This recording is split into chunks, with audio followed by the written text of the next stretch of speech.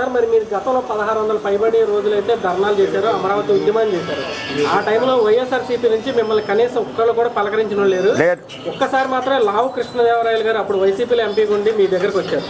మరి ఇప్పుడు విడుదల రజని చిలకలూరుపేట వెళ్ళిపోయిన ఆమె కృష్ణదేవరాయలు గారి మీద అలానే నారా లోకేష్ గారి మీద విపరీతమైన ఆరోపణలు చేస్తుంది.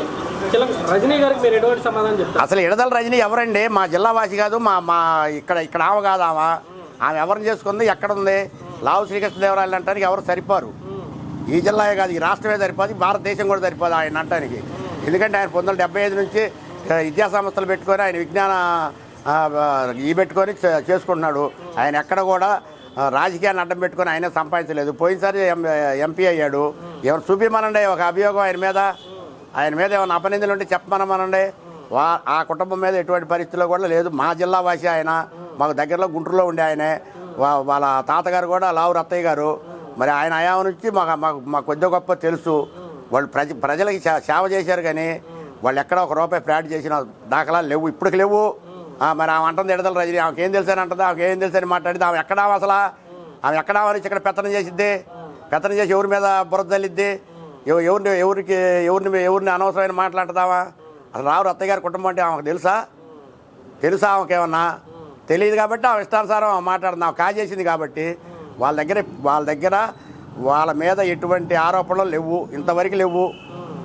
ఆ పిల్లగాడి మీద లేవు, శ్రీకృష్ణదేవరాయల మీద. అది సార్ ఇప్పుడు అమరావతి రాజధానిలో డబ్బులు మొత్తం తీసుకొచ్చి చంద్రబాబు ఇక్కడే పెట్టేస్తున్నాడు.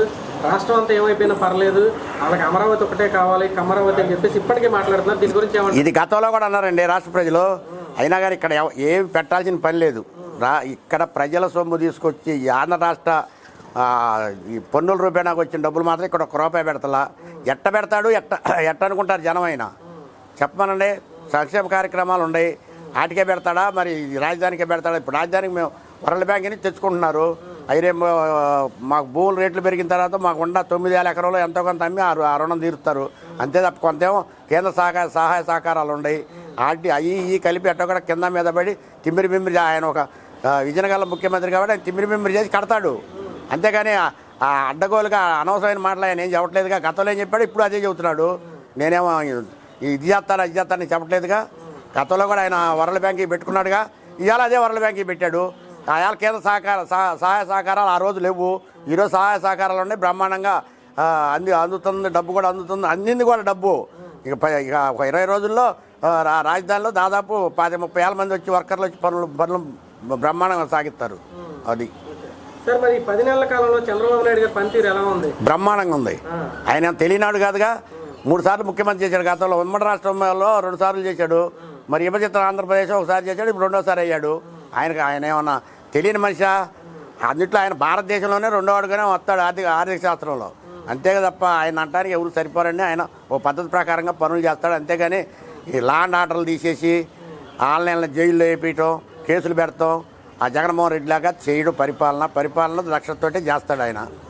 జగన్మోహన్ రెడ్డి గారు ఏమంటున్నారంటే, మళ్ళీ నన్నే కోరుకుంటున్నారు, చంద్రబాబు నాయుడుతో ప్రజలు విసిగిపోయారు, ఈసారి వచ్చినప్పుడు నేనేంటో చూపిస్తామని చెప్పి మాట్లాడుతున్నారు. జగన్మోహన్ రెడ్డిని ఎవరు కోరుకోవట్లేదండి.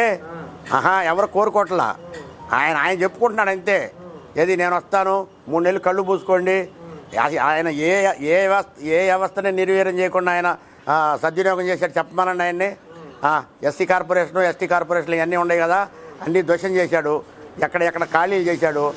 రాష్ట్రాన్ని అప్పుల కుప్ప చేశాడు.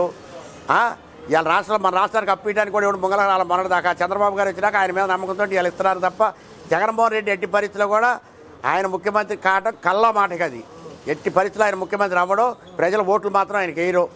కాదు ఇంకో పార్టీ కన్నా వేస్తారు కానీ ఆయనకు మాత్రం వేయరు. ఇది వాస్తవం. అసలు మేము ఎందుకు వదిలిపెడతామండి? నిజంగా ముఖ్యమంత్రి ఆంధ్ర రాష్ట్ర ప్రజలు ఎందుకు వదిలిపెడతారు? మళ్ళీ ఆయనే గెలిపించుకుంటారు. ఇది మాత్రం వాస్తవం. అది. Thank you. నమస్తే సార్ గాంధీ గారు. గత 5 ఏళ్ళు అమరావతి అనేది శ్మశానం అన్నారు, ఎడారి అన్నారు, ఇక్కడ పన్నులు తిరుగుతున్నాయి అన్నారు, రకరకాలుగా పోల్చారు. మరి ఇప్పుడు చంద్రబాబు నాయుడు గారు ముఖ్యమంత్రి అయ్యారు.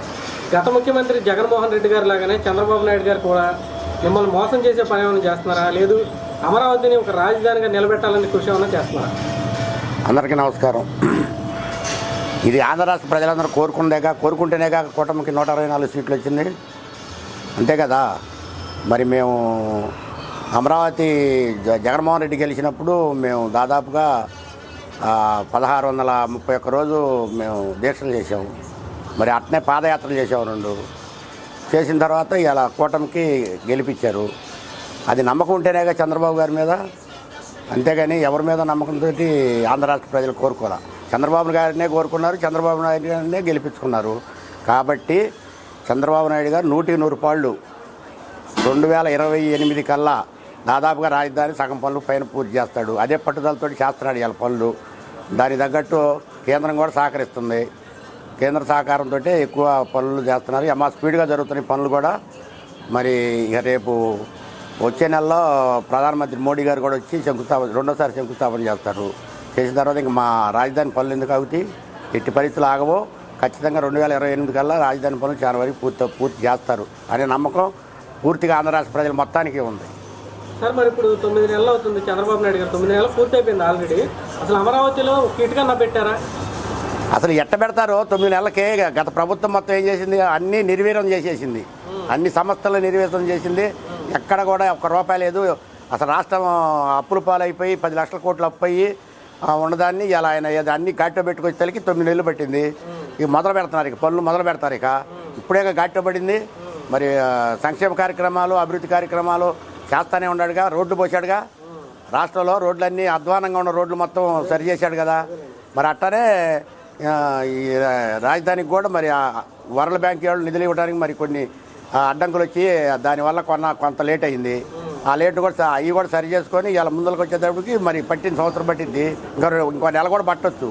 ఎవరు కాదన్నారు దాన్ని. ఎమ్మటి ఎక్కంగానే పనులు అవ్వవు కదా. మనం ఇల్లు కట్టాలంటేనే 4-5 సంవత్సరాలు పడుతుంది. అట్లనే రాజధాని కట్టాలని 2 సంవత్సరాలు పట్టింది.